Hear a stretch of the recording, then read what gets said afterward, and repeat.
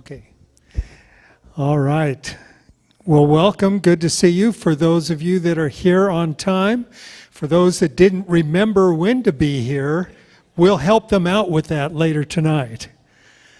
We're glad to see you here, and I want to welcome. My name is Richard Parker. I work with the church here in coordinating some of the outreach events that we try to provide services to our community. And this is one of those, 8 habits to reduce your risk for dementia and Alzheimer's. I think this will be a fascinating topic tonight. But before we begin, I just want to let you know that we do have restrooms here. They're in the back, down the hall on the right. So if you go out, turn right, you'll come to them. And we also have the meetings continuing tomorrow at 11 a.m. and 2 p.m. And in reality, we're sneaking in a little Q&A session at about 1:30, right after the meal tomorrow. So there'll be a meal provided, and after the meal, we'll come back up here and we'll do a Q&A session, and then about 2 o'clock we'll start in the final topic. I think that's about it. Kurt Delinsky, I'm going to let you take over from here, and Kurt is one of our members here, and he helps me out a lot. I appreciate him. Well, thank you, Richard. Yes, we want to welcome each of you here and hope that this will be a memorable time. Yeah. I forgot something. Okay, go ahead. Sorry about that. Most of you got this card when you walked in. What this card is you don't have to do anything with it if you don't want to, but on the way out we'll have a couple of trays that you can put a filled out card in. And if you'd like to be, and you're not, on our mailing list and to hear about more events like this, put your name on there, your contact information, as much as you would like to fill out, and we will take that and put you on our mailing list so that when the next time comes around, we'll let you know. I think within next month we're having another session on health. That's right, on October 11. So mark it down right now. October 11, we've got another one coming.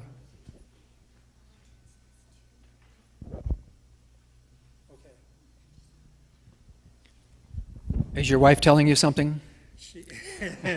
She always is. She always is. Okay.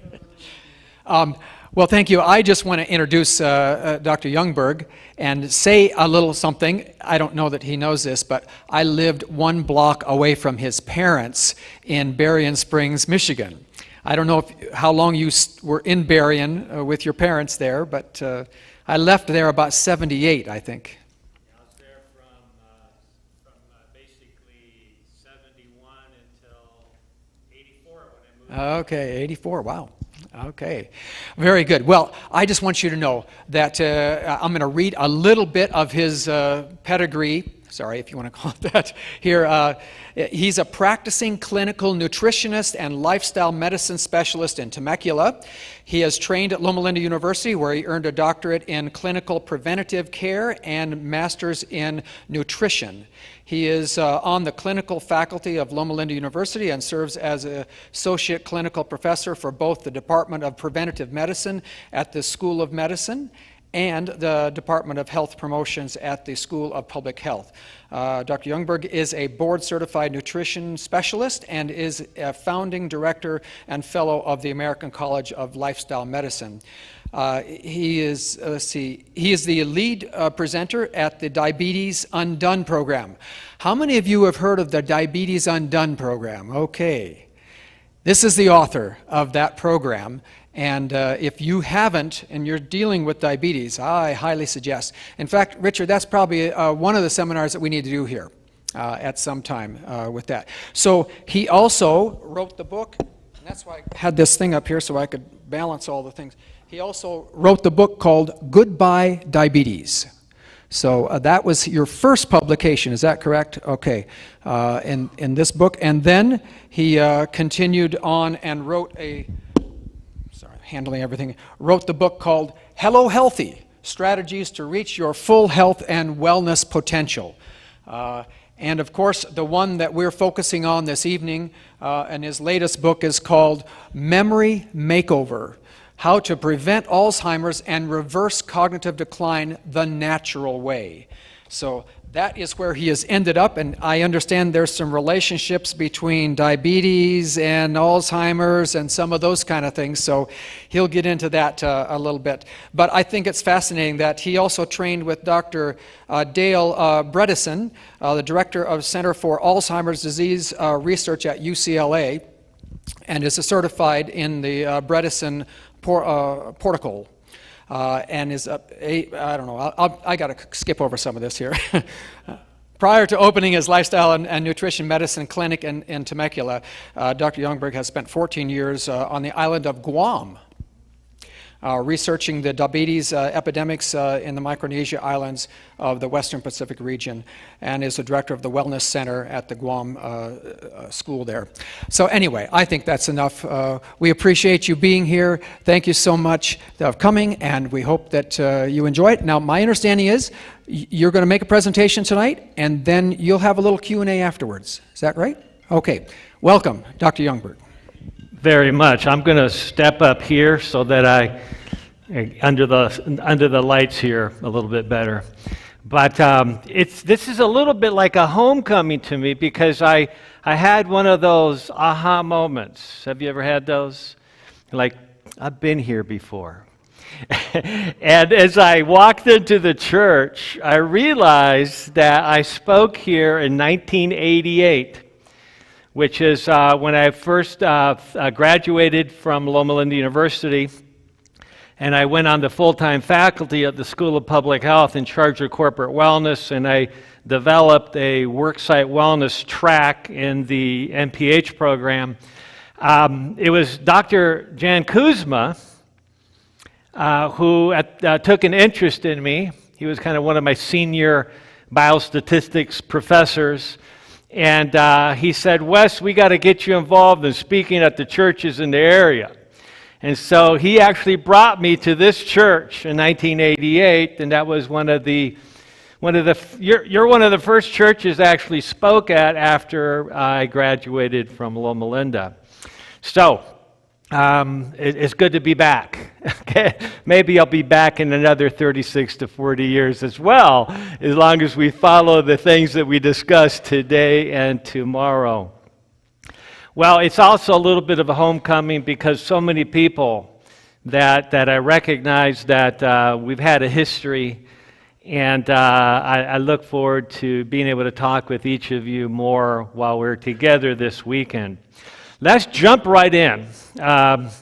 And really, we're looking at multiple strategies to optimize brain health. Anytime we're talking about preventing Alzheimer's or dementia, or finding ways to undo the ravages of cognitive decline, we're really talking about improving overall brain health. And that's why there's a very tight connection between optimizing cognitive function and dealing with depression or anxiety or headaches, etc., etc.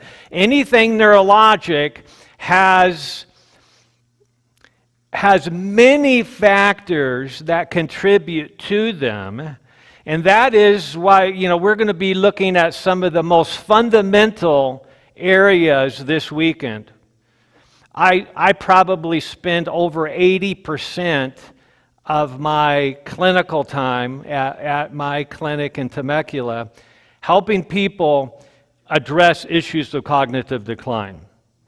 In fact, the book Memory Makeover was actually a book that cataloged, it journaled the history of a patient that I was working with that was so advanced in Alzheimer's that I was actually a little upset that her neurologist referred her to me, because, I'm all about hope. I'm all about giving people hope, but I don't want to give false hope.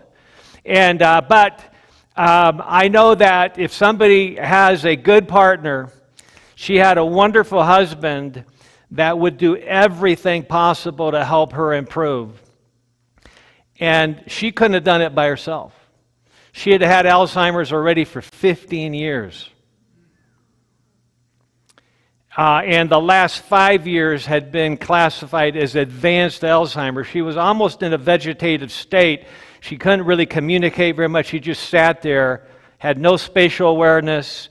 She had no awareness of time and place, and didn't want to do anything, just sat there. Well, I'll tell the story more tomorrow, but the exciting part was that after meeting with this couple by phone, they didn't even have internet, a couple in Tennessee that had been referred by their neurologist, who actually had been a classmate of mine at Loma Linda University, and he gone on to do neurology, and he had heard me speak on this very topic at an international conference with the American College of Lifestyle Medicine, about 8 years ago. And so when he was working with this elderly couple, they were in their actually mid-70s, so not that elderly, right? I mean, we're all getting close to that or above that right now. But he said to the husband, says, unless you put her into hospice, you're not going to last very long, because he was the only caregiver, and she needed basically round-the-clock attention. So he was under a tremendous amount of stress. She had basically a sundowning syndrome. How many of you heard of that? Sundowning, many of you. She had a sundowning syndrome that left her extremely confused, and for the last 3 years, every evening, starting around 5 o'clock, she would pack up her bags and want to leave the home to go live with her mother, who'd been dead for 30 years.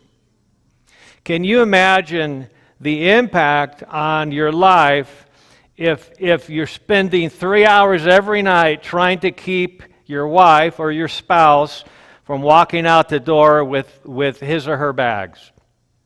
This went on every night for 3 years. And just as a prelude to what can happen, even with somebody who has advanced Alzheimer's, within 3 months' time, that sundowning syndrome was entirely resolved. Largely because of her husband's willingness to do whatever it took to follow the fundamental strategies that I'm going to begin sharing with you tonight, and we'll expand on it tomorrow. There's so many strategies that we're not going to get to all of them. I can guarantee you that. But I'm going to try to cover as many of them, especially the basics, because you have to start with the fundamentals. If you don't effectively address the fundamentals, all the other simple remedies and other strategies are going to have much less benefit. They'll still have benefit potentially, but not at the level that we're looking for. So that book, Memory Makeover, was written basically cataloging 18 months of working with this couple and showing all the ups and downs, the challenges, and the testing, and what we figured out was wrong, and what we ended up fixing, and to the point where after a year and a half, where she had not been able to recognize her sister for over 3 years, her husband drove her to see her sister 3 hours away, and when they pulled in the driveway, she recognized her sister. She ran, called her name, ran to her, and they spent the afternoon reminiscing about days of old. She couldn't even begin to do that 3 years earlier. So there's always the potential to improve.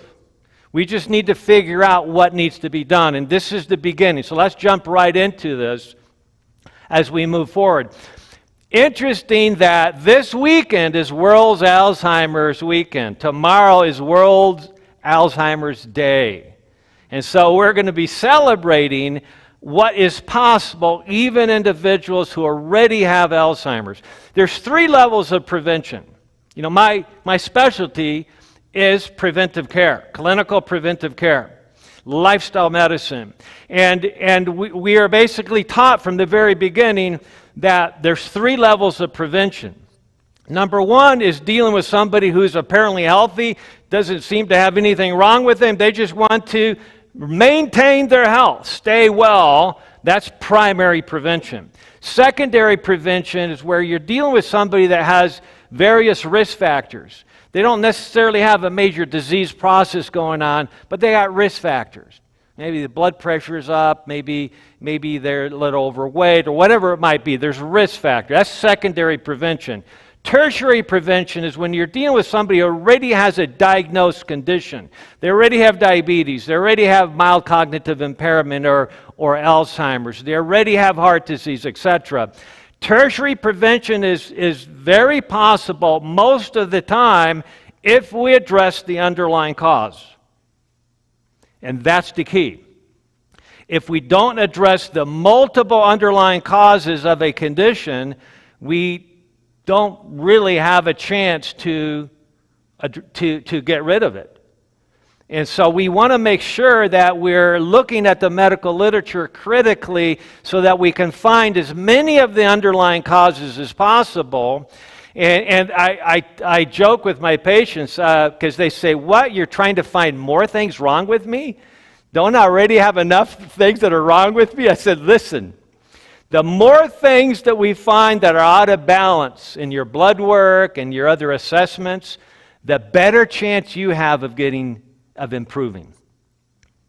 They go, really? Well, then find as many problems as you can, because the more problems we discover, the more opportunity we are to reach that tipping point where you can actually begin to reverse your condition. Okay. I want to actually start, and I would actually encourage you sometime in the next week for you to actually look up this video. This is a video on YouTube entitled Glenn Campbell, I'll Be Me movie clip, where he's actually talking with his neurologist at the Mayo Clinic. And this clip this was from 2014, where Glenn Campbell's neurologist is explaining to him what his problem is. Glenn Campbell and their family were very brave 10 years ago to be willing to open up to the public and let everybody know what they were going through and what Glenn Campbell himself was going through. And they made a big impact on the world, because now the stigma of Alzheimer's is not nearly as significant as it used to be. One of the biggest challenges of the stigma is that people don't want to be diagnosed. They don't want to even see the doctor when they start being concerned about their memory, because they don't want that social stigma. They don't want to deal with the embarrassment. But do you know what the reality is that when you embrace your diagnosis and you move forward, like Glenn Campbell said, he said in this video clip, he says, oh yeah, I got memory problem. I forget. Yeah, he just kind of mentioned, yeah, I forget. Yeah, we all forget once in a while. But the sooner we're willing to admit our tendencies towards memory loss or whatever it might be, the better off we're going to be. Because see, if we are embarrassed by it and we basically withdraw from our friends, we don't want to give them more opportunities to notice that we might have a problem. We withdraw from our friends. We desocialize. And that's the worst thing you can do if you're having a problem with this. Let me show you why. Okay, because at the Mayo Clinic, the neurologists were showing how how you have the normal brain scans at the top, and then you have the beginning of what is called mild cognitive impairment. Still very functional. You test very well, but you're not testing quite as well as before. Before even that, we have what's called subjective cognitive impairment. Subjective means that you, that is you or I, we know we're not as quick as we used to be. We're not as sharp as we used to be. This has nothing to do with intelligence. This has to do with being like we used to be. Okay, that's a really important point there. And so I've had people with near photographic memories come up to me and says, I have a real problem with my memory. And he says, when I talk to my colleagues, there's this one individual who was CEO of a major television network. And so he was talking to some of the fellow board members, and he says, man, I'm concerned about my memory. He's like, what are you talking about? He said, you're the smartest guy in the entire network. And he's confided to me, he says, yeah, he's right, I am the smartest guy. He didn't want to admit that to his friends. Okay, but he says, I used to be able to verbatim remember everything we decided in board meetings 10 years ago. And I said to him, well, lucky you, I've never been able to do that. Okay, and so, but it's not about how smart you are, it's what has changed over the last few years in terms of your previous abilities. That's the key. So there's a lot of us out there that are super intelligent, bright, have a great education. We already have not only subjective cognitive impairment, we already have mild cognitive impairment, which isn't that mild, by the way. That's already significant cognitive impairment, but we're smart enough to find workarounds. We figure out how to get around it. Okay, and that's okay as long as you're not denying the problem and failing to actually address the cause. Just finding a workaround is not fixing the cause at all. It's delaying your opportunity to get better. So then you can see the progression on these scans related to cognitive impairment.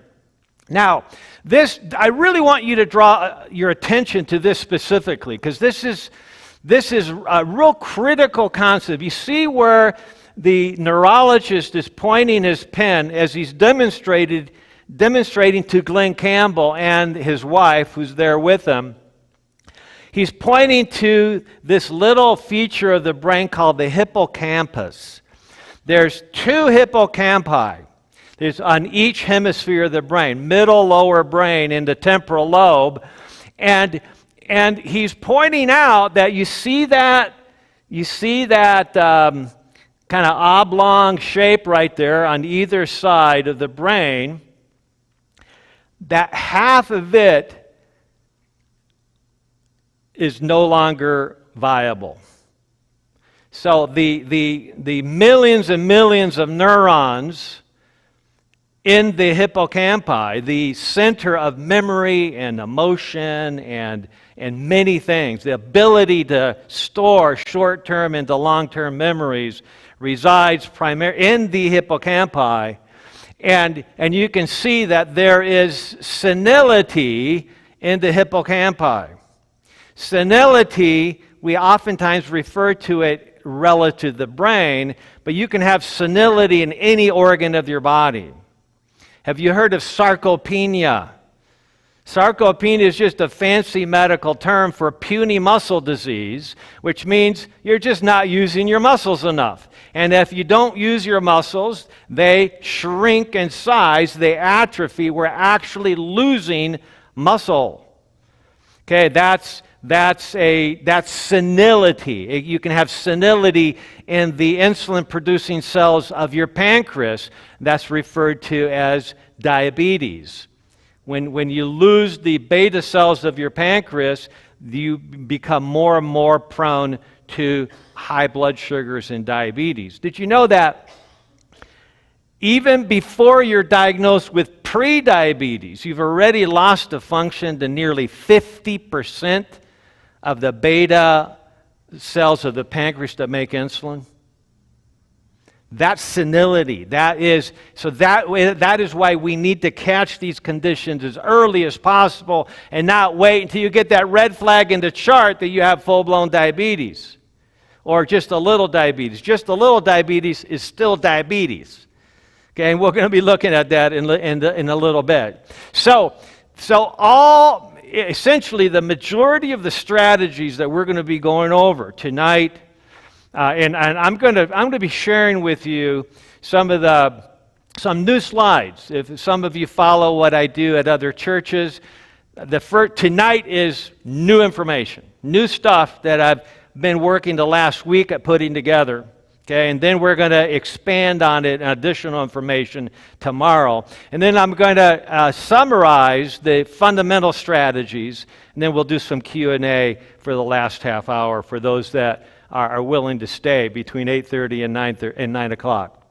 So everything that we're going to be addressing is about how we can prevent further loss of hippocampal neurons, how we can optimize synaptic activity into hippocampal neurons, right there where that neurologist is pointing, how we can prevent further loss and actually gain new cells, neurons in the hippocampi. That's the good news I want to share with you tonight, is that the brain you can actually dramatically increase the number of cells in the hippocampi. We've had patients that had a hippocampal volumetrics, an MRI of the brain that actually measures the volume, the size of the hippocampi that are the cells that are still remaining in that region. And they compare that to individuals, your gender and your age, and they give you a percentile. Are you in the upper half? Okay, are you above 50th percentile? Are you in the upper quarter? Okay, in other words, you got a lot of those cells remaining, so your reserve of hippocampal neurons is still great. Okay, or are you way under 50 percentile? Is it possible that 75-80% of people your age and gender have a volume loss, a neuronal loss or shrinkage or senility that is greater, than in 80% of the population? We can change this. I've seen patients go from 15th percentile, in other words, they're really low compared to other people their age, okay, and in less than a year, they're at 85th percentile. That means growth of new neurons in the brain. Why? Because now we're taking advantage of the strategies that actually help heal the brain and removing the strategies that cause toxicity to the brain. All right, so it's all about hope, and I love this verse from the book of Jeremiah, where Jeremiah says, "For I know the plans I have for you, declares the Lord, plans to prosper you, not harm you, plan to give you hope and a future." Boy, that it couldn't be better said when we're dealing with issues of dementia. One of the scariest things, that one of the scariest conditions in medicine historically has been that C word, right? Cancer. But in reality, Alzheimer's is much, much scarier because you get lost in yourself. It's like being a prisoner and you don't even know where you are. And the good news is that we can prevent that the vast majority of the time. Over 90% of the time, we believe that can be prevented, and that requires a little bit of evaluation. So, I'm so excited because as somebody who's been spending most of my time in treating people with cognitive concerns, previously, in order to get an assessment of what's going on inside your brain, you'll have to do either a spinal tap or a PET scan, amyloid PET scan, or even a PET scan of fluoral deoxyglucose that measures metabolism in the brain. Those, well, if anybody who's had a spinal tap knows it's not the funnest thing in the world. It's also, it's there's risk associated with it, and it's expensive, naturally. But there are new blood tests that have just come available this year and have just in the last month been available directly to you and I, called the phosphorylated tau 217 test, and a couple other tests I'll mention that actually are as good as a spinal tap evaluating Alzheimer's risk, and they're as good as a PET scan, amyloid PET scan. Studies just came out in the last month showing that. Now, they're not currently the official way to diagnose the condition, but it's good that the medical literature is already verifying that this test is a game changer. And I'm taking advantage of it right away. I'm recommending it to all my patients. And so this is called the Brain Scan by Neurocode. Neurocode is a company that uses what is called the high sensitivity phosphorylated tau 217 test. The test is currently available through LabCorp or Quest, but it's not the high sensitivity. It's not the test that we're actually recommending right now. But the good news is you can get this brain scan, which involves all three blood tests, direct to consumer through Apollo Health, which is the organization that Dr. Del Bredesen and others founded. And I as you may have heard, I was trained by Dr. Del Bredesen. Actually, I get a lot of referrals from him because he's not a practicing neurologist anymore. He's in his mid-70s and spends all of his time in administrative and research work. But he likes to refer his friends and roommates, college roommates, and so forth, because he knows that I'm going to be looking at the key factors and leaving no stone unturned, so to speak. So, this is Dr. Del Bredesen and Julie Gregory, who you can go to Apollo Health website and you can watch a 60-minute video where they're talking about these tests. Now, Julie Gregory, she's called Julie G. She started about 15 years ago. She discovered that she was ApoE44. She had a homozygous double copy mutation to the main Alzheimer's gene. That's ApoE4.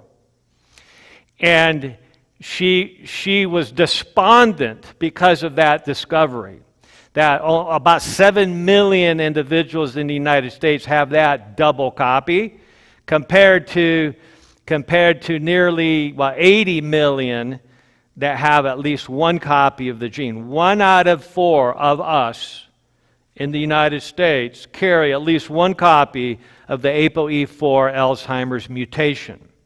That one copy increases our risk of Alzheimer's by 500%, roughly.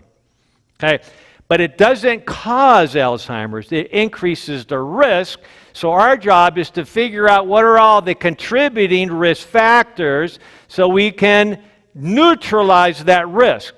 Please understand that genetic risk factors doesn't mean that you can't do anything about it.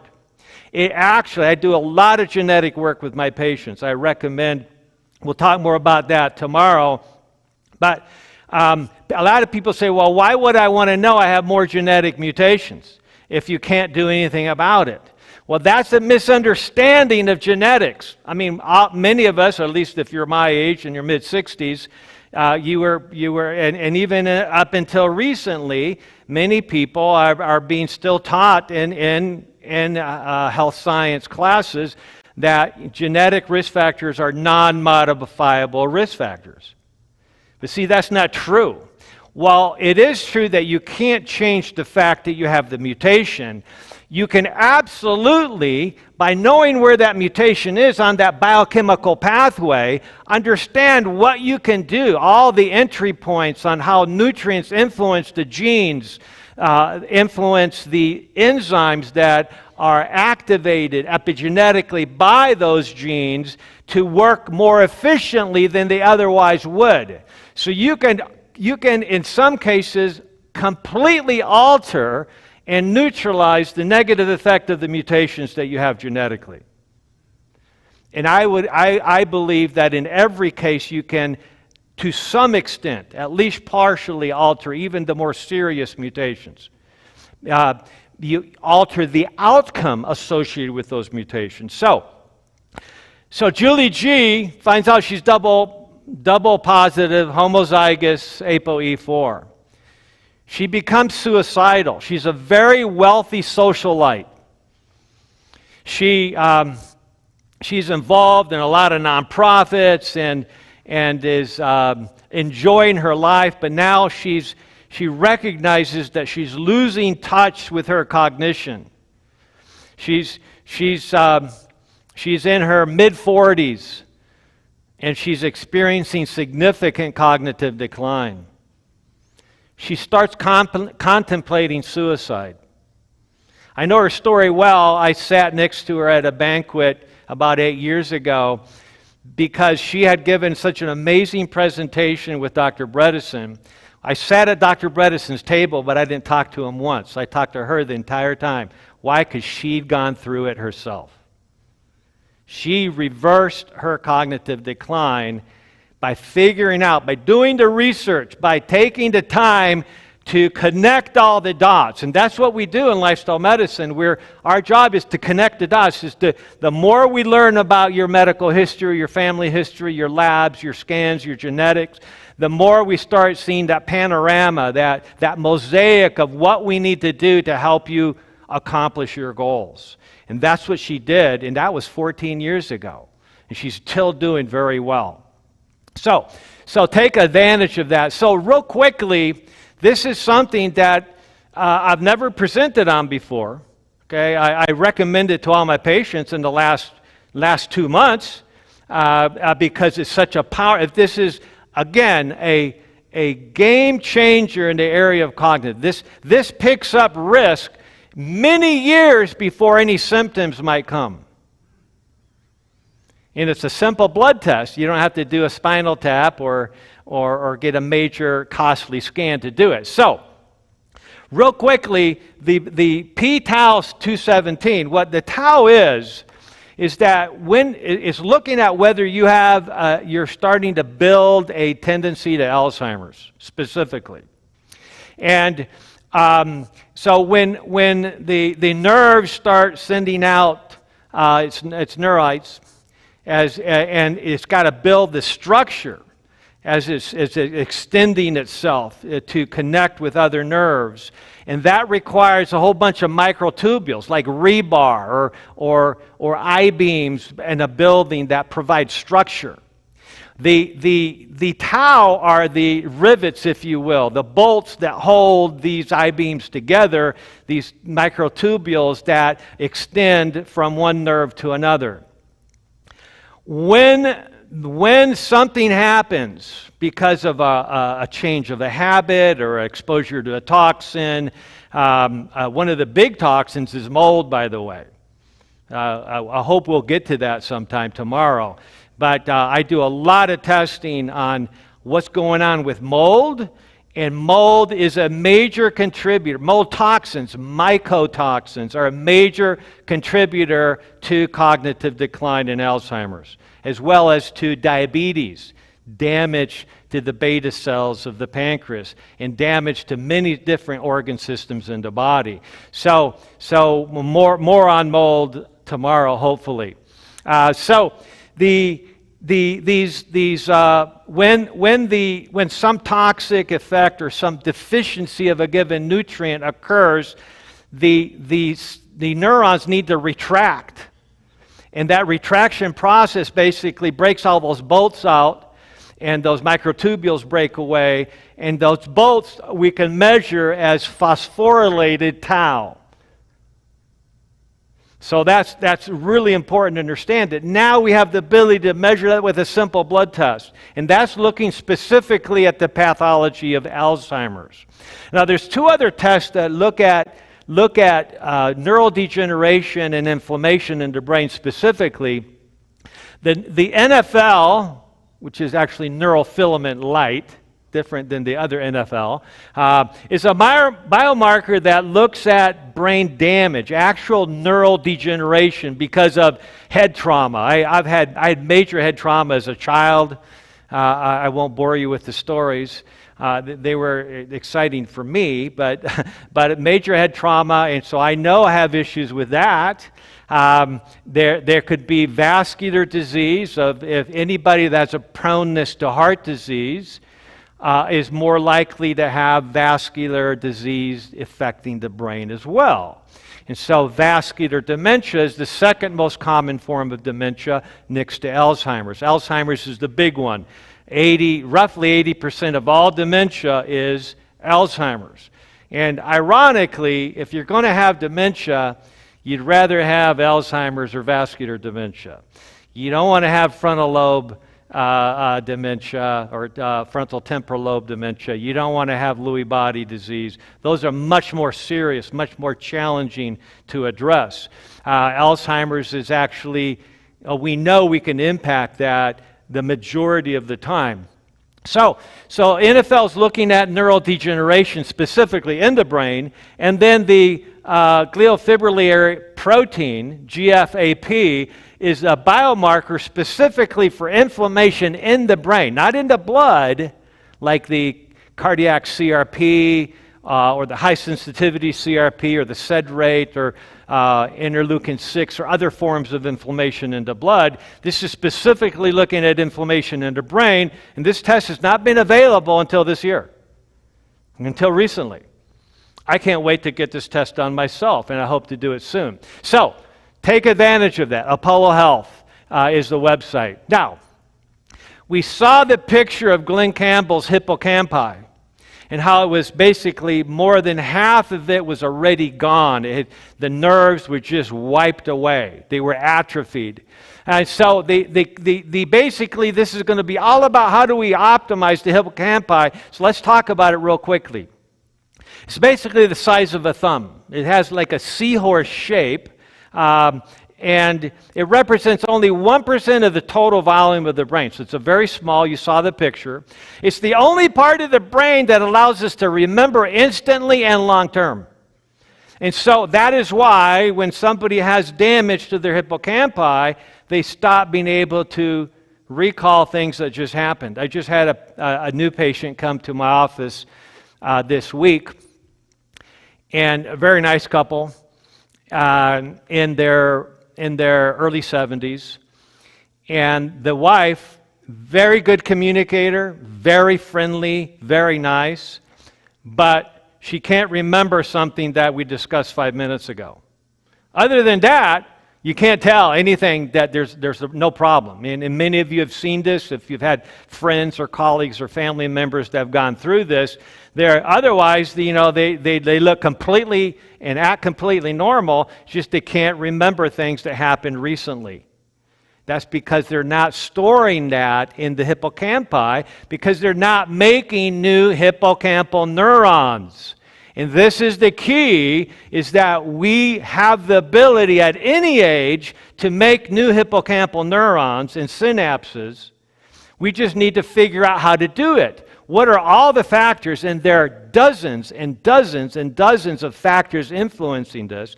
So clinically, we need to just figure out what they are for you and I. Okay, and then do something about it. So it requires daily restoration. Now tomorrow at 11 o'clock, I'm going to be talking about the most important part of that daily restoration. I'm not going to tell you what that is tonight, because I'm going to talk about it tomorrow. Okay? It's the most important strategy that impacts the ability to restore and produce more what we call new free synapses. Okay? And so this relies, these new synapses on the neurons throughout our hippocampi require consistency of certain daily habits that involve two main aspects. Number one is we want to make sure that we're getting all the nutrients necessary to nourish the hippocampi, to stimulate the growth and the development of new cells in the hippocampi. That can happen at any age. Okay, so I know that many of us were taught that you can't make new brain cells. It's just not true. Okay, at least not in terms of the hippocampi. The hippocampi are designed by God to be constantly regenerating, and we have to produce new ones and new synapses in order to be able to remember new information. Without that, we can't remember new information. Okay, so that's critical. Now, there's this concept that I'll explore more tomorrow, hopefully, that some researchers in the in clinical psychology realm call ego depletion. Ego depletion of synapses. In other words, you can have depletion of synapse, physically, cognitively, emotionally. When you overtax your system, you go through this exhaustion phase. I remember,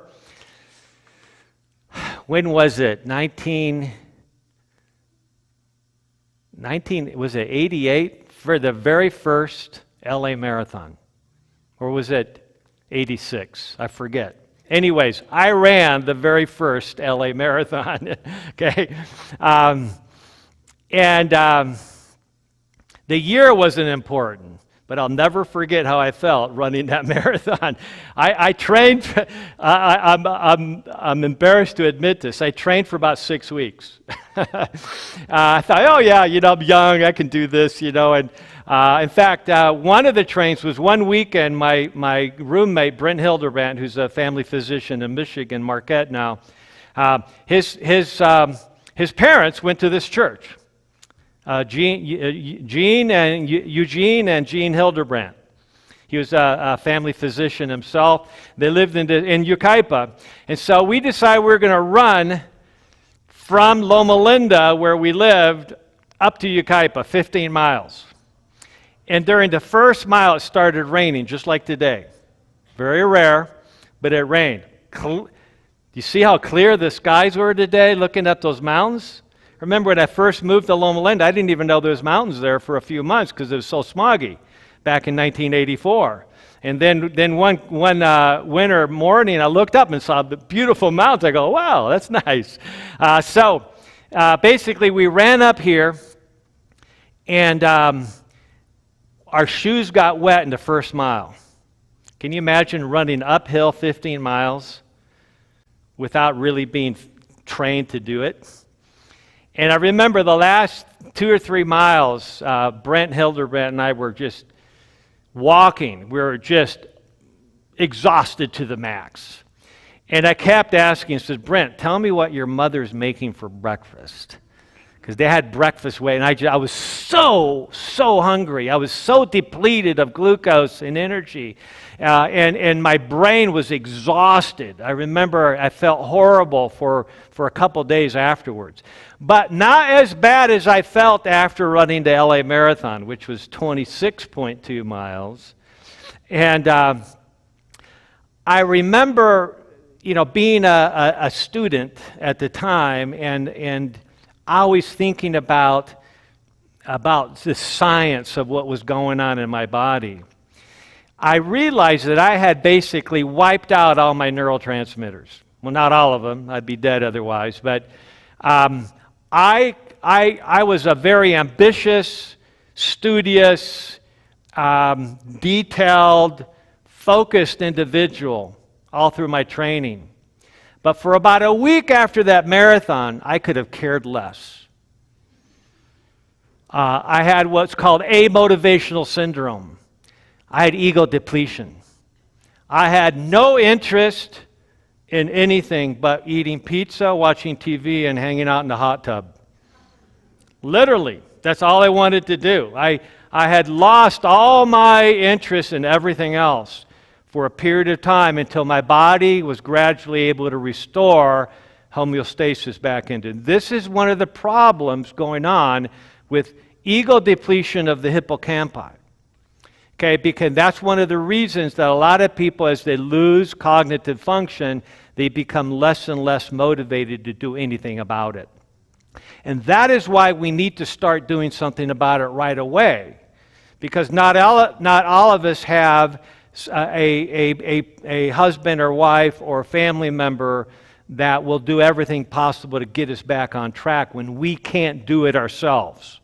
Okay, so we'll talk more about that later, but so let me just read this real quick. This is directly from Wikipedia. Not that I trust everything they say, but it was a good review of what ego depletion refers to. It's the idea that self-control or willpower draws upon conscious mental resources that can be taxed to exhaustion when in constant use with no reprieve. That's the key. If we don't take the time to rejuvenate, to regenerate, we do not make new hippocampal neurons. We do not make new free synapses. We cannot effectively hold on and have good retention of what we have learned in the previous day if we have this type of depletion. If we don't allow for restoration to occur. And again, we're going to be expanding on that tomorrow morning at 11 o'clock. So, when the energy for mental activity is low, self-control is typically impaired, which would be considered a state of ego depletion. In particular, experiencing a state of ego depletion impairs the ability to control oneself later on, even if it has nothing to do with what you just went through. Have you ever gone through a tough day at work or study or whatever it is that causes this ego depletion and found that you're not very nice to your family? Okay? That oftentimes is due to an ego-depleted state where you basically worn yourself out and you haven't been restoring those neurons properly, which means your hippocampi is shrinking. Okay, so anytime we're dealing with issues that suggest a challenge with self-control, an inability to control our temper or to control our desires of any kind, suggests that we're not potentially optimizing our hippocampi very well. That's interesting. That speaks to me. That makes me want to pay attention and make sure that I'm doing all the things possible so that I'm successful at addressing the issues of potential temptations in my life. I think about the immortalized words of the Apostle Paul. It says, "Bring every thought under captivity." But we can't do that very effectively if we're not paying attention to the things that regenerate and rejuvenate the hippocampi. So that's why I'm setting the stage for everything we're going to be discussing this weekend, because it's all about optimizing the health and healing potential of the hippocampi. Dr. Bredesen actually points out when we're dealing with somebody with dementia, Alzheimer's, it's like walking into a building that has 36 holes in the ceiling and thinking, well, okay, I'm going to fix 5 of them, and that's going to be my program. Would you be able to set up shop in a building that had 36 holes if you just fix, maybe the top 5? No, that's not going to work. We'll expand on that concept. In other words, we need to fix as many of them as possible to get to that tipping point where we're going to start showing success. But every bit helps, and there's areas that we might not be able to fix, but the body can find ways to fix that as long as we're giving it more of the tools it needs to fix the things we know about. Okay, so here's an interesting TED Talk where neuroscientist Sandrine Thurett is talking about neurogenesis. So that's the next operative word I want you to understand. Neurogenesis. The ability to create new neurons into hippocampi. Okay? Okay, this is critical. We can actually grow new ones. So she said some interesting things that, by the way, have been understood now for over 10 years. But she points out there's a lot of research showing that antidepressants, for instance, increase production of hippocampal neurons.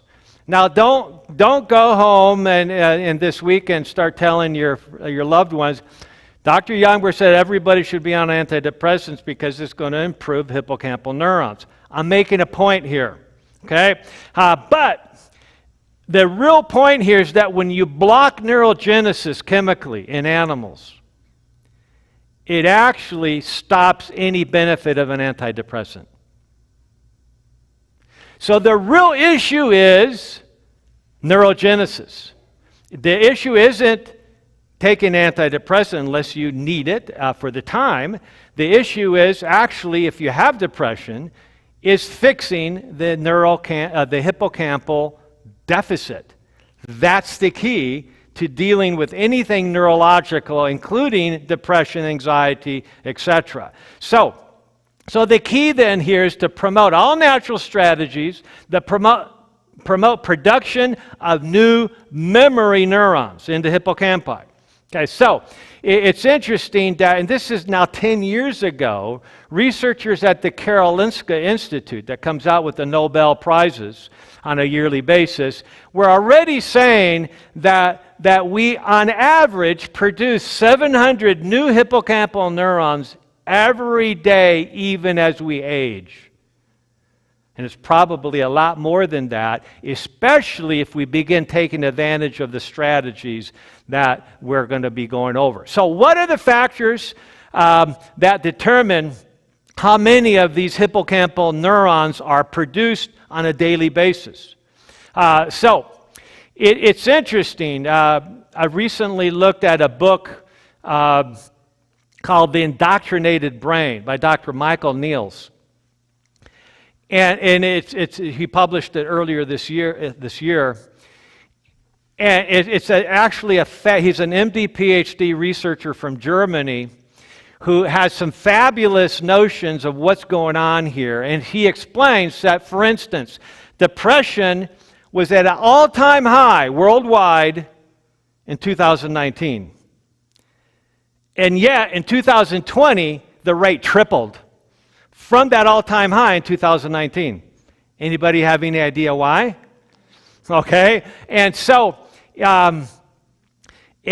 he comments on how socialization of being together with individuals, touching individuals, embracing individuals is critical to hippocampal rejuvenation and activation of free synapses in the hippocampi. Okay, where all the new thoughts are stored temporarily and hopefully then stored later on in the other portions of the brain for long-term memory. Okay, so in other words, depression is an expression. It can be thought of as an expression of inadequate hippocampal neurogenesis. Now, in many respects, this is great news. That means that those of us that struggle with depression, we all at times struggle with it, and some of us in a very significant way. So what that means is that we just need to zero in on what is going to help me increase the production of hippocampal neurons on a daily basis. And that should have a huge impact on our tendency to depression. So we have known for many years now that depression in of itself doubles the risk of Alzheimer's. And of course, Alzheimer's is going to make you depressed too, naturally. Okay? And so it goes both directions. Why? Because either way, we need to figure out how to grow and produce more of these neurons.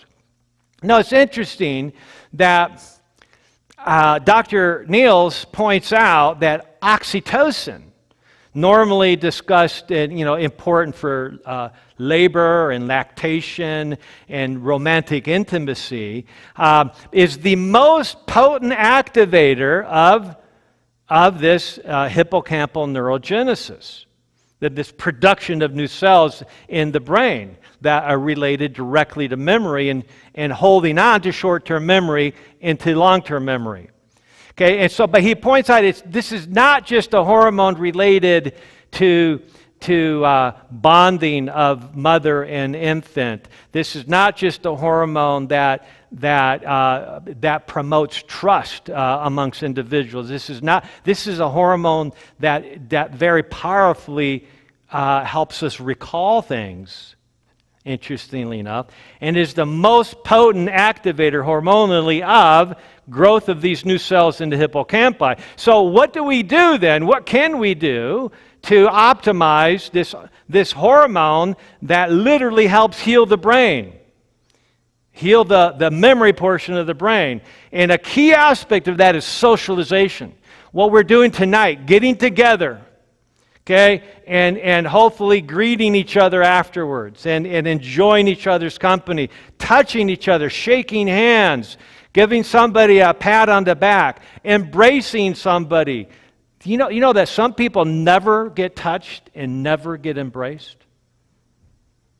They may not have a family at home, and because of current social mores, nobody ever touches them. That is a shame. You know why? Because they probably have less hippocampal neurons simply because of that. So that's why I make it a point when I know somebody that lives alone, and when I'm at church, I make a point to give them a little hug, to squeeze their shoulder, to shake their hand, to pat them on the back. Touch dramatically improves oxytocin production and hippocampal neurogenesis. This is really, really critical. Socialization is critical. And like warmth, sunshine, we'll talk more about that tomorrow, but sunshine also produces serotonin and dopamine in your body, but sunshine activates oxytocin. That's why animals, they gravitate to sunshine far more than humans do. We need to be more cognizant, more consistent with daily exposure to sunlight, especially early morning sunlight, the dramatically increased amount of melatonin that's produced throughout the body in the mitochondria. 95% of all the melatonin produced in your body is produced by your mitochondria and exposure to light. What if you're not outside ever? That means you're not making, you have a deficiency of 95% of the melatonin that you otherwise would benefit from to be an antioxidant, antitoxin nutrient that all your body cells can benefit from. So make sure you take advantage of that. And then, of course, exercise. I don't have time to tell the Hold the Crook story. I just added that about half hour before coming tonight. And just driving from Temecula into this area just brought back so many memories. I had a chance to, I'll tell more of the story tomorrow if I have time, but in 1990, Hulda Crooks, I think it was her 90th year gala that we promoted at the School of Public Health. And as part of that promotional, Dr. David Neiman, who was the head of the Human Performance Lab at the Center for Health Promotion at the time, and several others of us got together and we did a VO2 max test, all hooked up with the gadgets of Hulda Crooks at 90 years of age. We took pictures. I couldn't find a picture to put up here tonight. It's somewhere on my computer. But she was there. She had all the apparatus on. We're actually measuring her oxygen out, carbon dioxide out. And she was on that treadmill, doing Bruce's protocol and doing the best she could. She is the oldest woman to climb Mount Whitney, oldest woman to climb Mount Fuji in Japan. So she was Peter Jennings Person of the Week a long time ago, 30 years ago. And And so I remember when we calculated her VO2 max, which is a measure of her aerobic fitness, she had at 90 years of age the aerobic fitness of a 60-year-old. Which is strange because she hadn't started exercising until she was about 65, right around my age, because her husband, who is a professor of anatomy at Loma Linda University, had died of heart disease, of a congenital heart defect. So she was horribly depressed. She even went suicidal. And she was so depressed that somebody suggested maybe, they lived in La Sierra, and they said, maybe you should just start taking some walks in the Sierras. Just take some walks. Just get outside.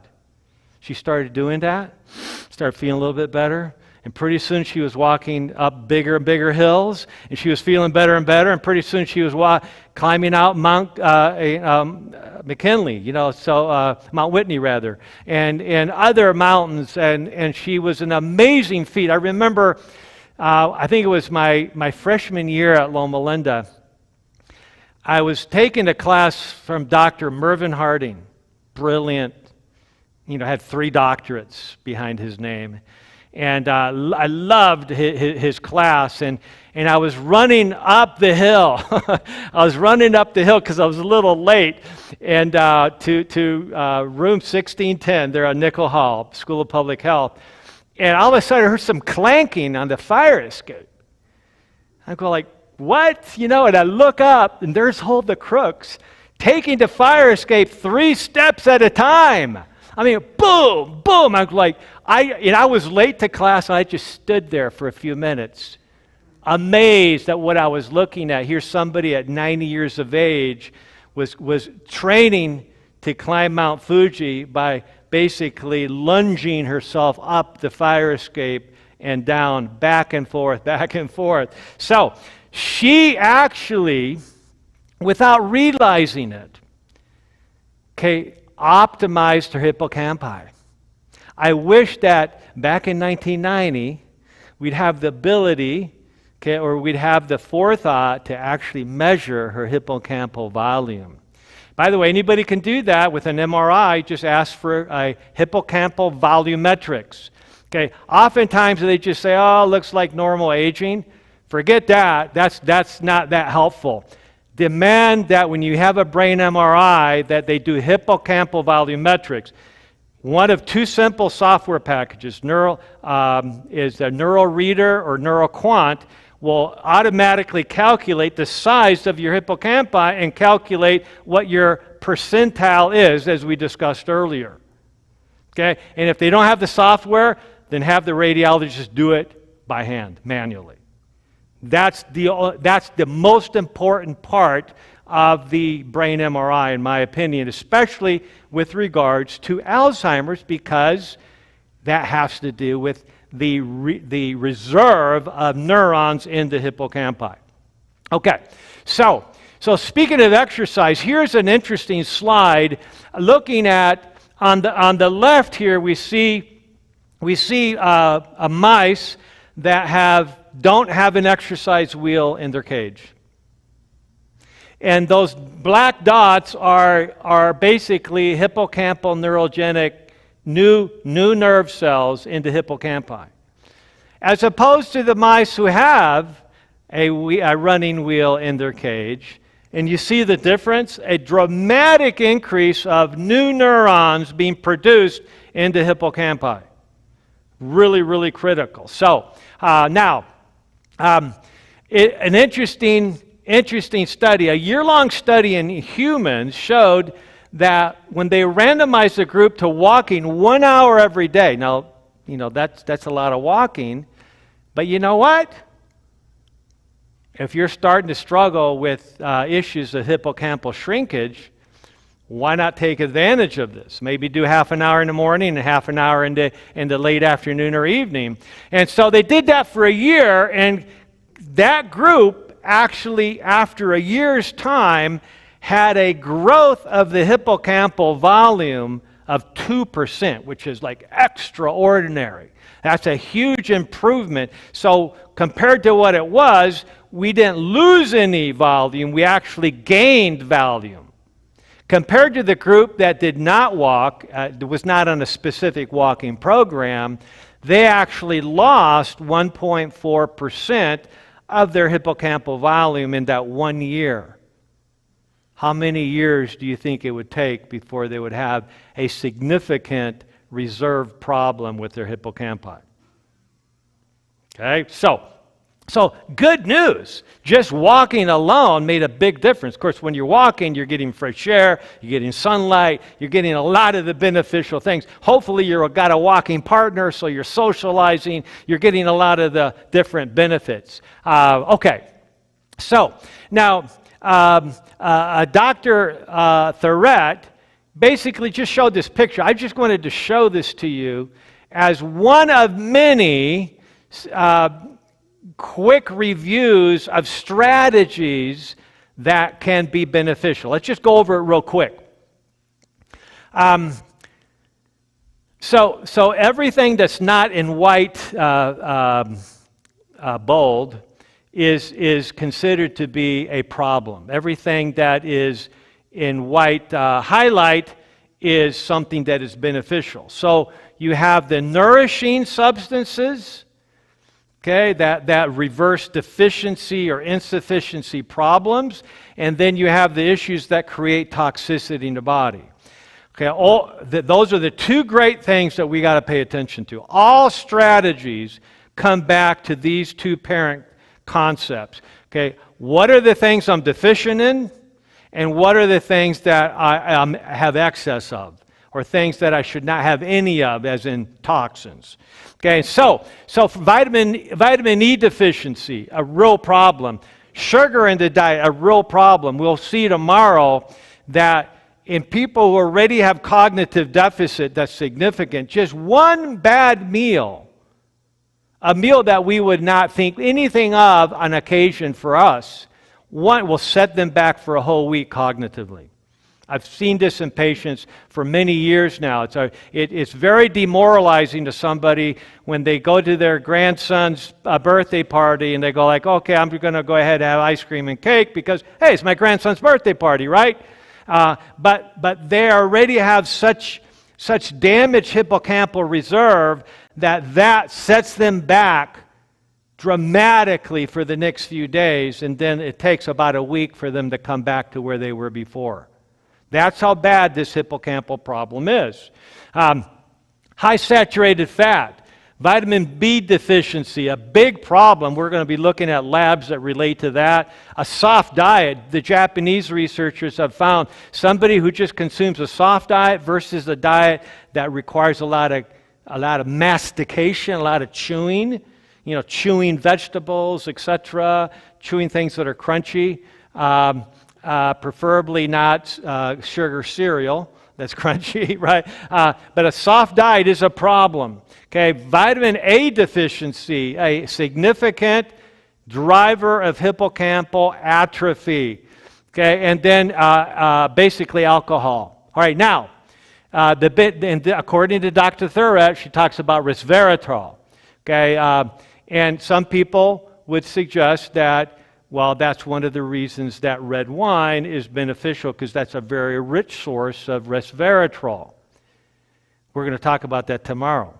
Okay, is that a good reason to use red wine, and what does the research actually say about that now?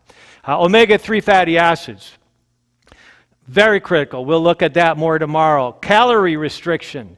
Okay, just decreasing calories we'll see dramatically improves the average person's ability to restore this hippocampi in the brain. Blueberries. I have blueberries every morning, okay, and I'm very thankful. Organic blueberries. Folic acid, folate in particular, preferably the methylated form of folate to help lower homocysteine. We'll talk about that more later, because homocysteine is an amino acid in the body, when elevated, is a significant neurotoxin as well as cardiotoxin. And so that's just one thing that we can fix simply by optimizing the intake of methylfolate or other forms of folate and other forms of vitamin B12 as well. Zinc, flavonoids, in other words, lots of non-starchy, colorful green vegetables that are rich in bioflavonoids and appropriate berries and so forth. So optimize your bioflavonoids. Curcumin. Curcumin is critical. There's so many studies on curcumin. Curcumin may be one of the most beneficial nutrients to protect the brain, okay, but also to lower inflammation systemically in the body. And then intermittent fasting, which we'll talk more about tomorrow. And then she points out that caffeine can be potentially beneficial in neurogenesis. Is it true, though? Okay, is it true? You can find lots of studies that suggest this is true. But you can also find lots of studies that raise that question that it's not true. And I will tell you what I believe based on my experience and my research on that tomorrow. Okay, so studies in the last few years have actually shown that humans, not just mice, but humans can dramatically improve neurogenesis regardless of the age. Regardless of the age. And so basically the ability to form what's called these neural progenitor cells, these new neurons, okay, was discovered when researchers, when basically pathologists that focused on neurology, okay, looked at these the brains of people who had passed away with either normal cognition or mild cognitive impairment or Alzheimer's. They found that the brain was actually producing in the hippocampi 24,000 new neural progenitor cells in the brain. Okay, and that's at the time of death. They were already developing that. And 1,300 newly developing neurons. Okay? So in other words, there's all kinds of evidence shows that the brain, even in people who have Alzheimer's, are trying to produce these cells, but are they able to hold on to them? Are they able to nourish them properly? And that's, again, the what we want to focus on. Now, here's a study that just came out in the last few months. And basically, look at Medscape, which is an online medical journal that a lot of health professionals look at. I get this almost every day in my emails. And I noticed that 2 diets linked to improved cognition. So this isn't just what a few doctors are talking about. This is mainstream medical science now. And what they found is that when somebody went through what's called intermittent fasting, and in this case, what they did for intermittent fasting is that they ate a really healthy diet 5 days of the week. Well, the other 2 days as well. But the other 2 days, they only ate 400 calories. So it's a modified fast. It's not a complete water fast. I mean, that's another way to do this. Okay, but for 2 days out of the week, during this, I think it was an 8-week study, they simply cut the calories way down, and they found dramatic benefits from both just a healthy lifestyle diet, but especially the diet where a couple days a week there was a significant decrease in total calories, which gave the brain and other organ systems an opportunity to regain, to rejuvenate in ways they otherwise wouldn't. Okay, so consider intermittent fasting as one of your strategies. Okay, so this is a little hard to see, but it's the best slide I could get from that journal article that basically showed that when they did the intermittent fasting here on the left, that both diets were able to decrease body weight and increase ketone bodies, not promoting a full-blown ketogenic diet, but promoting the ability of the brain to use ketones effectively. Ketones are the backup energy for the brain and for other organ systems, so that if the blood sugar drops, the ketones take over. So we want to have a body that can handle both forms of energy effectively. So just like if the electricity went off today, grid went down, if there was a backup power supply here at the church, lights would come right back on. That's what ketones are, is a backup energy system. But what was key here, though, is that the neuronal insulin resistance went down. We're going to be talking tomorrow afternoon in particular about how to reverse insulin resistance, which is also known as metabolic syndrome, which many people refer to as prediabetes, but it's broader than that. Okay, so I spent over 35 years now studying the reversal of insulin resistance. The reason I became so excited about helping people with cognitive decline, because you know what the number one common driver of cognitive decline in Alzheimer's is? Insulin resistance of the brain.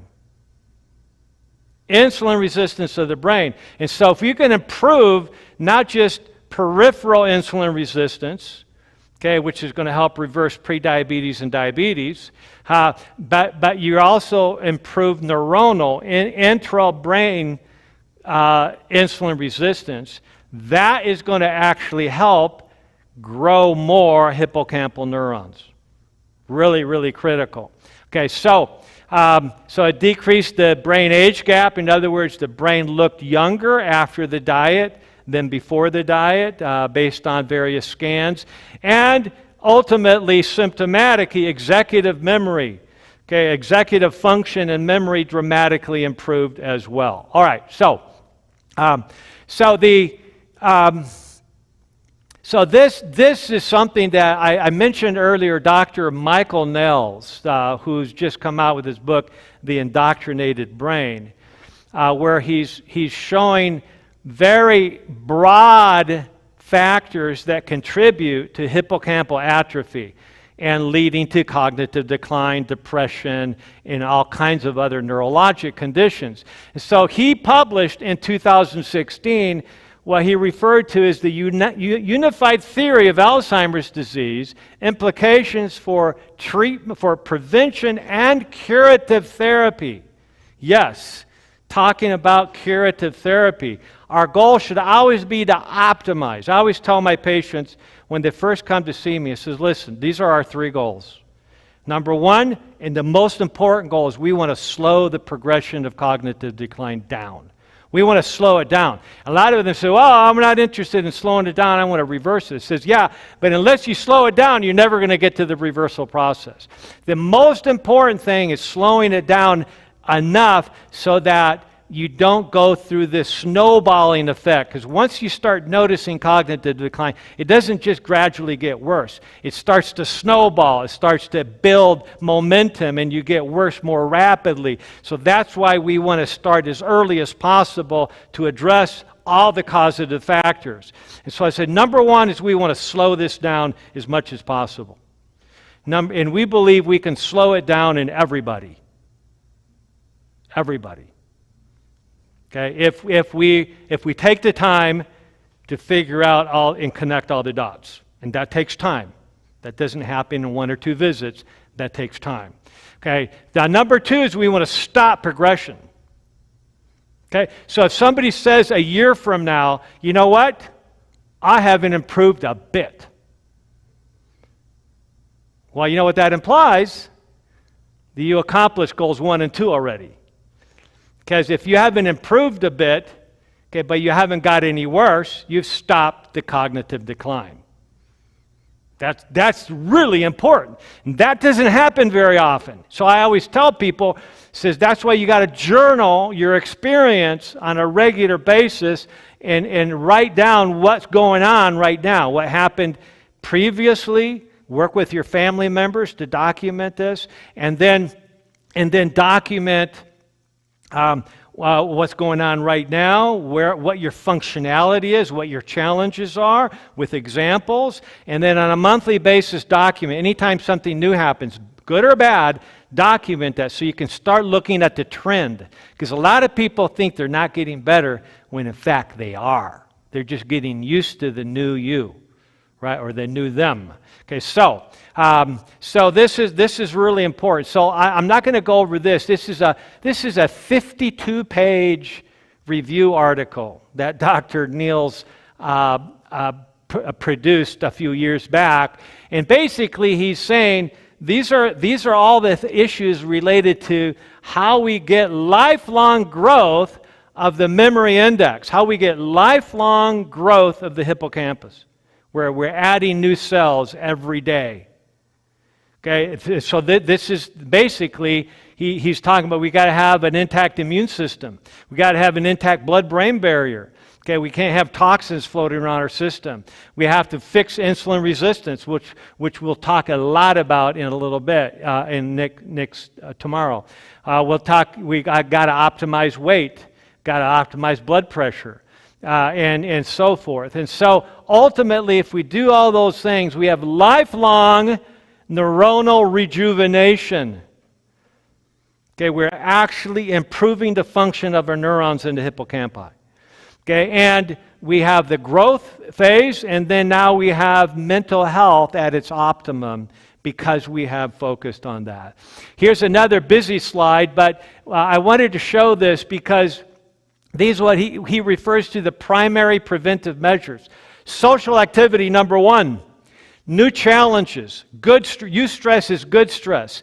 Getting out there. Being willing to be vulnerable. Yeah, they might notice that you don't have the best memory. They might notice that you ask the same question every so often. So what? Get out there in the community and enjoy being with them. And acknowledge where you're at. Talk to them about what's going on so that they can just enjoy you because of you. Don't worry about the memory issues, because by worrying about that and by isolating yourself, it'll just make you worse. Okay, so physical activity, intermittent fasting. Okay, the most important types of fasting are in between meals for at least 4 hours to 5 hours. Okay, so in other words, snacking throughout the day, really bad for what we're trying to do here. Okay, and many of us are smiling, because we struggle with that, right? Okay, but it's a question of, again, self-control. Remember we talked about ego depletion? It's just the decision is if I know that if I, in general, most of the time wait 4 or 5 hours between meals to consume more food, and I recognize that's beneficial for my brain, then I'm willing to endure that a little bit. I'm willing to wait another hour or two before I eat because I know it's really good for my brain. It's also eating late at night, okay, or eating within 3 hours of going to bed. Now, there's some cases where we can't do that. There's some times where I tell patients that they need to have something before bed because of hypoglycemia issues, but those are rare. Okay, the main issue is having that overnight fast of at least 12 hours. That overnight fast is an amazing strategy to optimize hippocampal regrowth during the day. Okay, so sufficient deep sleep. So basically, at the bottom, you see some additional therapeutic measures, and these are just a couple simple examples of lion's mane. This is the first one. Hypericum perforatum, lion's mane. That's a medicinal mushroom that's really good for nerve growth, sound important, and really good for the immune system. Okay, so I take one of those every day myself. Alpha-lipoic acid, I use that every day. Ginkgo biloba. PQQ, Japanese researchers discovered this is a powerful nootropic, something that helps your brain. And so it's a simple supplement, 10 milligrams of PQQ can be very effective. And he points out microdose lithium, trace element lithium. If you ever take a trace mineral supplement, you'll notice that lithium is near the top, along with magnesium maybe. as one. Of course, magnesium is really not a trace mineral. Okay, but essentially, lithium is really important for the brain.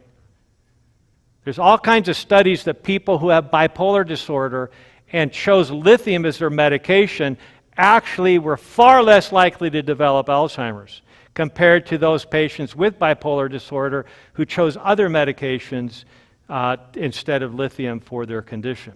So, and we're not talking about taking prescription lithium here. We're talking about microdose elemental mineral lithium, okay, like 5 milligrams or 10 milligrams or so. That's beneficial. Then he talks about basically Alzheimer's disease is the deficiency disease. That's half of it. It's a deficiency disease, and then it's an excess disease too. Okay, by our exposure to toxins, et cetera, et cetera. So he points out in this article, okay, that basically all those deficiencies lead to neurodegeneration, brain atrophy, senility, okay, hippocampal shrinkage, and of course Alzheimer's or other forms of dementia. Okay, so let me, I see it's time to quit. I'm just going to do a quick summary of some of the fundamentals, which I promised I'd do, and then we'll take some, for those of you who are willing to stay, we'll take some of your questions as a group, and we'll do that until around 9 o'clock. So the key steps to slow cognitive decline. Understanding cause and effect by testing broadly for risk factors and then optimizing, especially for blood sugar and insulin disorders. Okay, so this is a very broad way of saying there's a lot of tests that you can do where you can figure out what your deficiency conditions are. Okay, and when we're dealing with hippocampal neurogenesis, we're not talking about just normalizing. You know, if you look at lab work and you got this huge spread of what is normal, that means 95% of the population falls within that normal level, that reference range. That's not wellness, that's not optimal health. Okay, so you have to always ask the question, okay, these are normals or what they call averages or reference ranges, but what should it be if I was shooting for an optimal level? That's the question that we need to strive. We may not all get to the optimal level, but by striving for it, we're going to do a lot better than by just saying, hey, I'm normal. Well, you know, it's normal to have cancer. It's normal to have heart disease. It is. Okay, it's normal to have Alzheimer's. 1 out of 2 of us will have full-blown Alzheimer's by age 85, unless we do something about it ahead of time. These are all, so most chronic diseases are normal. By normal, I mean average. Okay, but they don't have to be. Our goal is to prevent them from ever occurring. Okay, and if caught early enough, reverse them as much as possible. Okay, so that's number one. Really understand cause and effect. If we learned anything from our health message, it's to reason from cause to effect. Okay, and that's what we have a deficiency of these days. Number 2, take advantage of readily available educational resources. We'll look at that later tomorrow. I'm going to go over a lot of educational resources that are available right now, basically on your computer. Very, very helpful. Personalized medicine via genetic testing. I encourage every single patient to go through significant genetic testing. I will use either Ancestry.com or 23andMe, not because of the ancestral component, as interesting as that might be. I have no interest in that. What I'm interested in is what mutations do you carry? And those tests, those saliva tests, provide for thousands of genetic SNPs, single nucleotide polymorphisms. Say that real fast 10 times. These are basically portions of genes and their variants. And if we have mutations to genes that we have good data on clinically, that means that we can do something about it. So genetic testing is, in my opinion, very critical. That's why we call it personalized medicine. When I did this genetic test myself nearly 10 years ago, I discovered that I was factor V Leiden positive, heterozygous. For you health professionals in the audience, you know that's not good. That means I have an 800% greater risk of blood clots, like a pulmonary embolism or deep vein thrombosis or a blood clot anywhere in my brain or my heart. That's not good. But you know what? When I discovered I was factor V Leiden mutant, yeah, that's what it is. It's a mutation. I celebrated. I kid you not. I was not depressed at all. I was like, oh man, this is great. Why? Because now I had one more thing I could fix. That's the beauty of testing broadly. The more things that you can fix, the better off you're going to be. I'm far better off today when I discovered that I was factor V Leiden positive. Okay, test and optimize vitamin D. Very critical. We'll go over that in detail tomorrow. Do these 3 types of exercises to be discussed. And then test and optimize omega-3 fatty acids. If you haven't tested your level of DHA and EPA fatty acids, okay, you're in for a real treat because most everybody is deficient. Almost everybody is. Okay, and especially my patients.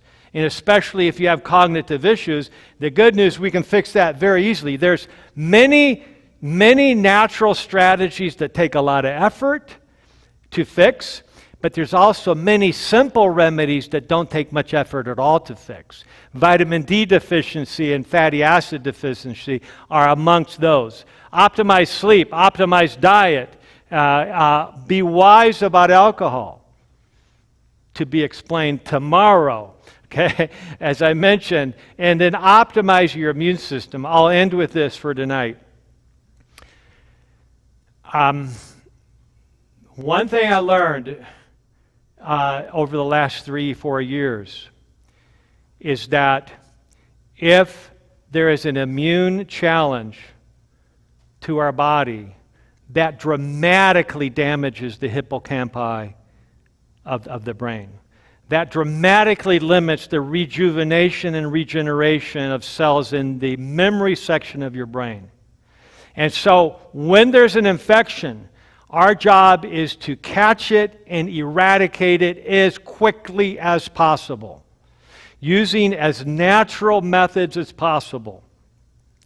Because I tell you, if I have a patient who already has a moderate form of dementia, they get a urinary tract infection or they get a regular respiratory infection, their cognitive function dumps dramatically for the entire duration of their infection. So this is really, really critical. So that we have to be really cognizant of preventive measures to optimize the immune system. We are right in the midst of a massive immunosuppressive era for a lot of reasons.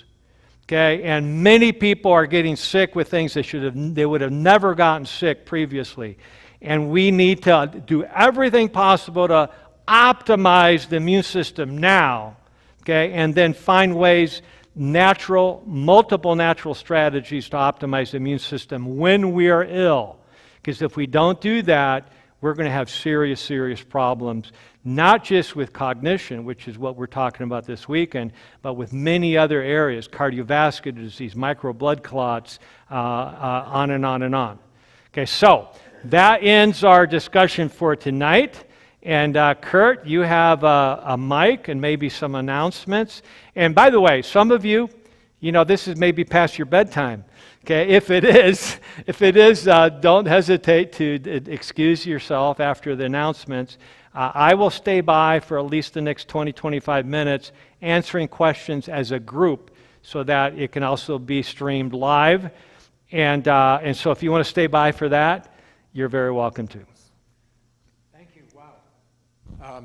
Thank you so much. I appreciate your presentation. Boy, I tell you what, my head was spinning. But I've got a bunch of questions, and I'm sure we have some more out there. Just so that you know, his book will be available tomorrow after the seminar, and so you can, we'll tell you how you can get a hold of that. And if you need to leave before now, we understand that. There'll be somebody just to collect your card here so we can keep you informed about other programs that we are going to be doing for the community here. So, Dr. West, let's start with some questions. Okay. Do we have anyone? We got somebody. Okay. 4 quick questions. Is your service covered by insurance?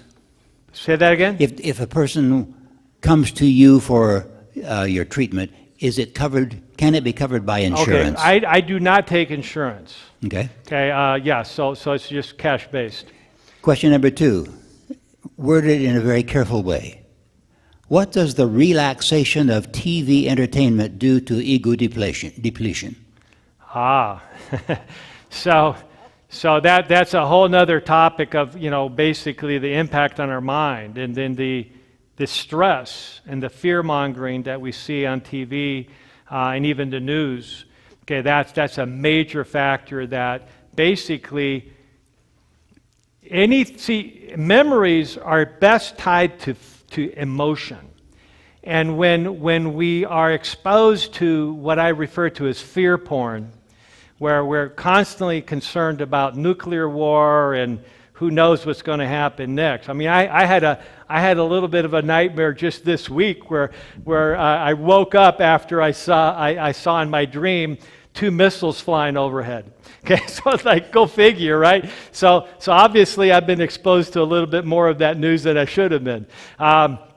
And so what that does is it actually prevents the body from creating new memories in other ways, because your memories are based on things that are either exciting or memorable, okay, or have emotion tied to them, either a positive or a negative emotion. And that's what tends to fill up our hippocampal synapses during the day, and so now we don't have enough room for things that are really worthwhile remembering. So that's basically by beholding, we become changed. And that happens neurogenically as well. Number 3, depression is at an all-time high, 2019. Depression is increasing across the board. So is obesity. What's the relationship between depression and obesity? Well, when we're depressed, we're looking for ways to satisfy or to change the way we feel. And so that's why we encourage people when they're depressed to change the way they feel by, instead of going for the hunger symptom, which isn't really hunger most of the time, it's really either dehydration or thirst that is being interpreted by the body as hunger, okay? And it's also really the body saying, I don't like the way I feel. I want to change the way I feel. And that's where drinking plenty of water and then going for a walk, getting some physical exercise, actually changes the way that they feel enough so that they can hold off another hour or two before the next meal. So that's why this concept of intermittent fasting that incorporates nothing to eat in between meals, and that's for most of us, not everybody. There are a few exceptions, but most of us would be far better off just waiting until the next meal, and then maybe limiting the meals, and then once a week or twice a week, greatly limiting that so that we're able to get back to a healthy weight. Because otherwise, the obesity epidemic is purely a genetic disease that requires lifelong Ozempic. And that's the direction it's going right now. They're literally trying to pass legislation at the national level that would allow a $1,600 medicine, Ozempic, a week for life, when you could feed anybody the healthiest diet cheaper than that in a month's time. Yeah. So a lot of problems right now. Number 4, you have insulin resistance in the brain, you mentioned a while ago. Okay, we know about insulin resistance in the body, in the muscles, especially, again, with obesity. What's the relationship between insulin resistance in the body and insulin resistance in the brain? We'll be talking a lot more about that tomorrow. One of my favorite tests that, by the way, there will be a 11-page document entitled How Understanding a Glucose Tolerance Test and 20 Strategies for Reversing Insulin Resistance and Pancreatic Beta Cell Failure. So a lot of people think insulin resistance is the main problem, but as I pointed out earlier, even before prediabetes is diagnosed, somebody already has a 50% dysfunction in beta cell production of insulin in the pancreas. And so we already have a problem not being able to properly control blood sugars, even though we're producing a lot of insulin. Okay, so I'll explain that more tomorrow. Once upon a time, I heard that the beta cells occupied only a very tiny percentage of the pancreas. Yeah, they're in what we call the island of Langerhans. These are Yes. little balls essentially within the pancreatic organ. Most of the pancreas is producing enzymes and so forth, Yes. whereas little portions of it produce, alpha cells for glucagon, beta cells for insulin, etc. And approximately the percentage of the whole pancreas is what? I'd be With the ounce of guessing, but Langerhans? it's a small percentage. Okay. Thank you so much. Thanks for everything. Another question. I guess we'll go here and then over there. Oh, we got one in the back here too. Good evening, Dr. Youngberg. Does the decline in your health contribute to Alzheimer's, and could it contribute to PSP? And is PSP genetic? So, in general, anytime we have decline physically in any area, whether it's heart disease or you name it, anything, that has an impact on Alzheimer's or cognitive decline as well. Everything is interrelated. Everything, to answer your question more fully, is interrelated. And so the good news is that there's an old saying that whatever is good for the heart is good for the brain and vice versa. So if we can optimize cardiovascular health, remember, vascular dementia represents the second most common form of dementia next to Alzheimer's. Okay, and so optimizing cardiovascular health is going to improving circulation to the brain, improving oxygen and nourishment, other nutrients to the brain is critical for us to be able to develop these hippocampal neurons. Okay, so there's every time, so what I do clinically is I'm always trying to connect the dots. So that I always tell patients, the longer I listen to you, the more likely you'll tell me exactly what we need to do. In other words, we're getting more and more dots to connect and figuring all of a sudden we're making the connection that we need to do these three things first in order to get the ball rolling towards healing, and then we add strategy upon strategy after that. So regardless of the diagnosis, by fixing the underlying drivers of that condition, okay, we are improving health very broadly as well. And what is PSP? You want to? Okay, can you expand on that? I'm not sure what acronym you're referring to. Excuse me. PSP is progressive supranuclear palsy. Okay. And it was diagnosed by a neurologist, but there was nothing told about how to repair it, fix it, reverse it. Okay, so I personally don't have a lot of any experience dealing with this progressive palsy. However, what we want to do is take a step back and look at what we do know. It is a neurologic condition. Okay, and so anytime I'm seeing any type of palsy, I'm asking the question, what potential deficiencies might be potentially contributing to this? Just like we're dealing with the hippocampi, what are the potential toxins that might be adding to it? Okay, so that's where I would start, And of course, if somebody came to me with and this happens all the time, somebody comes to me with a condition that I've never treated before, I'll look it up and look at all the basic science research on it and start connecting the dots and seeing what are the common denominators that we can start working on, even though there's not an official treatment for that condition necessarily. There's always something that we can do by paying attention to all the dots. How you doing, sir? Yes. That was a lot to take in tonight. But my question is this. Let's just say I had full-blown Alzheimer's. If I came to see you and we did those 3 steps, I forgot what you called them, would you bring my memory back? Will I be the same? Okay, so I mentioned earlier the couple that I wrote the book about, the John and Mary, not their real names, in the book Memory Makeover.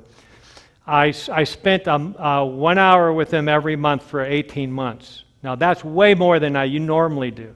When I see a new patient, I normally say it's going to take us about 5 additional sessions, usually a month apart, to get through the basics, the fundamentals, to get through all the labs, to get through all the genetic studies, to get through all the various assessments, to review their past medical history and labs done by other doctors, and to put it all into a checklist that's about 140 points long and see what are the deficiencies, what are the problems, and fix as many of them as possible. So it normally takes about a total of 6 sessions to get through all of that, in my experience.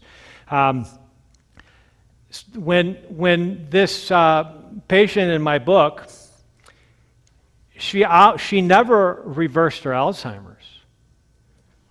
She dramatically improved her function, though. And so that's why, what's interesting, Alzheimer's in of itself is a condition diagnosed based on hippocampal atrophy and amyloid beta deposition. That's Alzheimer's. But that's not 100% correlated with cognitive decline. You can have people that have all kinds of beta amyloid deposits in their brain, and they have no cognitive decline, and vice versa. Okay? Now, but it's still, so Alzheimer's is referring to that form of pathology specifically. And so Mary, in my book, her neurologist measured her hippocampal volume, and it was less than first percentile. In other words, more than 99% of women her age had more cells in their hippocampi than she did. And yet she dramatically improved over that first 3-4 month period where her sundowning syndrome went away entirely. She became functional in many ways. She became able to understand space and time. She started being able to recognize when they were driving, oh, you need to turn here, honey. Whereas before she wouldn't even talk. She had no idea where she was. So she still had Alzheimer's, but she had reversed a big degree of the dysfunction within that Alzheimer's. Okay, so that's why it's a semantic issue. I've been challenged by neurologists in the past. You're not telling people they can reverse Alzheimer's. And I said, well, define Alzheimer's. It all depends on how you define Alzheimer's. Okay, if it's a functional problem, then we can see functional improvements in people who still have major loss of hippocampal neurons. So they may have just a small section of the hippocampi left, but if now you're doing enough of the strategies to build new neurons, even though you only have a sliver there, you're building new neurons, which means what? You can now make new memories. Much better than before. Not like, 10 years ago. Okay, you're still good. It's like short-term memory issues. That's one of the first things to go. Like one of my new patients today, or this week, she said, my family's telling me I've lost my wit. She's still very conversational. She's still very cordial. I can ask her questions. She answers them very well. But 10 minutes later, she's asking the same question. She has not been able to store that memory and hold on and retrieve it. The memory's still there. She just can't retrieve it. Right? So the important thing for her is for that not to progress. That's the most important thing. She can improve functionality in many other ways, okay? And maybe she's not admitting it, but maybe she has significant anxiety and depression. Why? Well, because of what's going on, in part, but also it's a natural part of the process. If your hippocampus is not regrowing properly, you're going to be more likely to be depressed and anxious and have headaches, etc., whatever your predispositions might be. Okay, so let me answer it this way. And this is what I told this couple on Tuesday afternoon.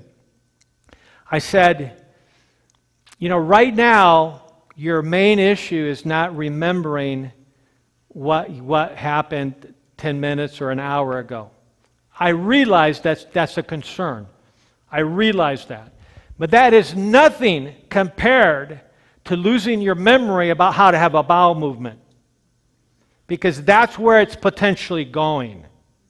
Okay? And I've had patients when they first came to me where their spouse said, my wife walked into the restroom in our beautiful home and she just stood there not knowing what to do, and she literally reached back and grabbed feces and spread it on the wall. She had forgotten how to have a bowel movement. That's a memory problem, but a far more significant memory problem than forgetting what somebody told you 10 minutes ago. That wasn't that critical because it wasn't tied to emotion. So part of learning to remember things is tying emotion to it, tying smells or odors to it, or aromas, tying good memories, etc. So that's the key. Is, by the way, every single patient who's come into me who's had that memory problem with toiletry issues, we're able to reverse that. Okay, and that's an advanced form of Alzheimer's. So the bottom line is we don't want to let it progress in any way if we can. That's the most important thing. We may never get to the point where we're remembering all the little things that happened yesterday. Okay, but that's not nearly as important as being able to have a life, socializing with our friends, enjoying being with our friends, thinking about our past together. All those things are part of what make us human and enjoying life, and you can regain that. I have two short questions for you, so you don't have to elaborate on these if you're going to cover it tomorrow. One is the fact I'm aware that you recommend organic foods or organic diet for your patients in many cases. I'm aware there are major clinical studies that showed there was no life or difference, or a significant difference, between people that had an organic diet, especially with produce, which can be pretty expensive when you're buying organic foods, versus just normal conventional produce and things like that. Do you see factors with herbicides, pesticides, or other things that make a organic diet more beneficial for patients like yours? That's a great question. And I can answer it in part by saying, when people are having memory issues or even problems with diabetes or pre-diabetes, they've already lost half of their functionality before any symptoms show up. Okay? And so just because there's no difference between certain populations on some studies doesn't mean it's not having a detrimental effect on that person for years in a cumulative way. So I'm very aware of those studies, and I pay attention to the studies, and they provide meaningful discussion and debate. But I'm dealing with many individuals who are at the crossroads where even a little bit of toxicity makes a whole lot difference. And it also depends on our genetic susceptibility. For instance, one of the things that we'll talk more on tomorrow afternoon is this whole aspect of genetic understanding. One of the most important genes that I look at, or SNPs, single nucleotide polymorphisms, that I look at in these reports is called the PON1 gene. I call it the pony gene. Because I tell the patient, visualize a pony running through a toxic waste dump, and pesticides are dripping out of rusty barrels, and it's getting all over this pony. So that's just a visual, so we won't forget it, right?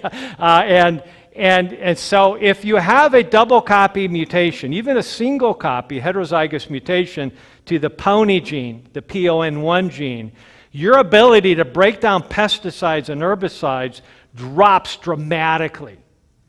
Okay, so so I'd rather see a study that looked at individuals that have high susceptibility based on a pony double copy mutation. Now, what's the impact of our organic diet, especially with the Environmental Working Group's Dirty Dozen concept being put into place, where they look at the 12 fruits and vegetables with the highest exposure to pesticides and say, on these at least it'd be a better to go organic, okay, because of the high level. And so some people, I might, you might be able to be exposed to 10 times more pesticides than me and appear to have no noticeable problem from it. I could have 1/10 of that and have major problems. So part of it is understanding what our susceptibility is. Okay, and so I actually measure glyphosate in patients' urine. Okay, and I see some people that are just like off the chart. I mean, they're like, a 99th percentile. They're just way, way high. So on those, I go like, whoa, something is going on. You're exposed, or at least recently have been exposed to a very high level of Roundup or some related chemical that is so high in your body that it's creating havoc, and that is a major cause of, toxins are a major cause of hippocampal, basically a loss of function. Okay, so that's a great question. That's why I'm elaborating. It's really important. I test everybody for glyphosate. It's I call it the second or third tier testing. I test everybody for mycotoxins, I alluded to earlier, for mold toxins. That's one of the biggest problems. So many people have no idea that they're living in a home that's riddled with mold, toxic mold spores that degenerate into mycotoxins, and their blood levels are super high. We can also measure what's called the HLA-DRDQ blood test with LabCorp and determine whether you're a highly susceptible individual to biologic toxins, including mold. And guess what? I did that test. I'm super susceptible to mold toxins.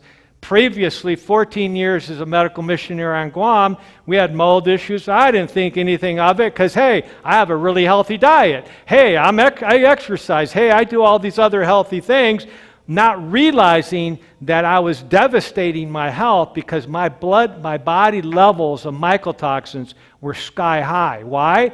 Because I'm HLA-DRDQ positive, meaning I hold on to toxins, I don't purge them.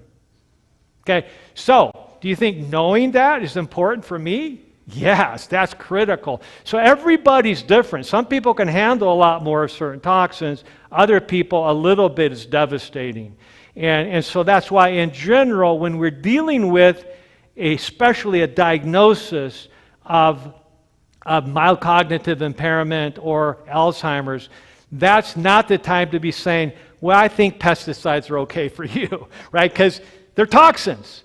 No matter what any study says, they're toxins. Okay? And we have good basic science research showing the impact that has on animals and cells, even though maybe some of the human studies are not methodologically done in a way where we can detect the problem. Second question, at the beginning of your talk tonight, you talked about certain brain conditions that you don't have a lot of success or you don't see something worth treating, like Lewy body disease, which is, there are a number of celebrities that we know of that have that. Yes. Robin Williams, the comedian, and then also Yes. Casey Kasem are two in Yes. point. Yes.